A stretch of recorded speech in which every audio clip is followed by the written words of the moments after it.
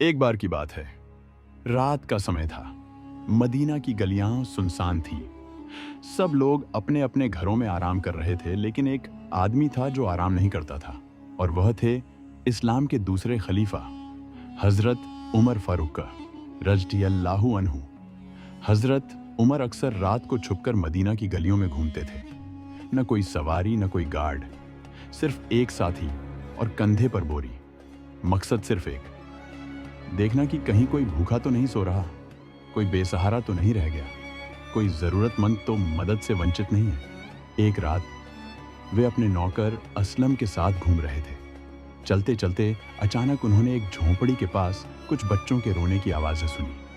وہ رک گئے اور اس جھونپڑی کے پاس پہنچے۔ وہاں دیکھا کہ ایک عورت چولہے پر کچھ پکانے کی کوشش کر رہی تھی۔ آگ جل رہی تھی اور اوپر ایک ہانڈی رکھی تھی، لیکن ہانڈی میں صرف پانی تھا اور کچھ پتھر۔ حضرت عمر نے عورت سے پوچھا، کیا بات ہے بہن، یہ بچے کیوں رو رہے ہیں؟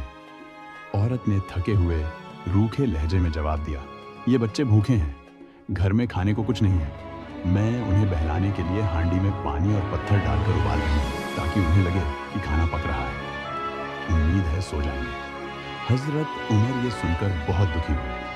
انہوں نے پھر پوچھا، تم نے خلیفہ عمر کو اس کی شکایت کیوں نہیں کی؟ عورت نے غصے اور ترسکار سے کہا، عمر وہ تو خلیفہ ہے، کہاں اسے فرصت ہے کہ وہ ہماری حالت دیکھے، اللہ ہی ہمارا مالک ہے۔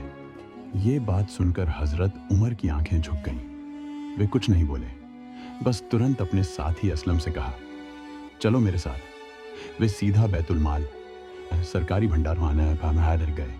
وہاں سے انہوں نے آٹا، گھی، کھجور، کچھ سبزیاں اور لکڑی لیں۔ اسلم نے کہا، حضرت یہ سامان میں اٹھا لیتا ہوں۔ لیکن حضرت عمر نے جواب دیا، نہیں اسلم، قیامت کے دن اس کا حساب عمر سے ہوگا، تم سے نہیں، اس بوجھ کو میں ہی اٹھاؤں گا۔ عمر رجے خود اس بورے کو اٹھا کر اس غریب عورت کے گھر پہنچے، پھر چولہا جلایا، کھانا پکایا، روٹیاں سینکی، کھیر بنائی اور اپنے ہاتھوں سے بچوں کو کھلایا۔ بچے دھیرے دھیرے مسکرانے لگے، ہنسنے لگے اور پھر پیٹ بھر کر سو گئے۔ جب عورت نے دیکھا کہ جو آدمی خود کھانا پکا رہا ہے، لکڑی ڈال رہا ہے، روٹیاں سینک رہا ہے، وہی خلیفہ ہے، تو اس کے پیروں تلے زمین کھسک گئی۔ عورت نے کہا، آپ ہی خلیفہ عمر ہیں؟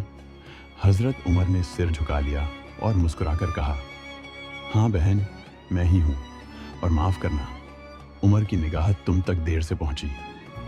جب بچے سو گئے تو حضرت عمر نے ایک کونے میں بیٹھ کر آسمان کی اور دیکھا اور ان کی آنکھوں سے آنسو بہنے لگے۔ انہوں نے کہا، اگر آج یہ بچے بھوکے سو جاتے تو اللہ عمر سے ضرور سوال کرتا، تو میرا بندہ بن کے خلیفہ بنا تھا، تو پھر میرے بھوکے بندوں کی بھوک کی ذمہ داری کیوں نہیں لی؟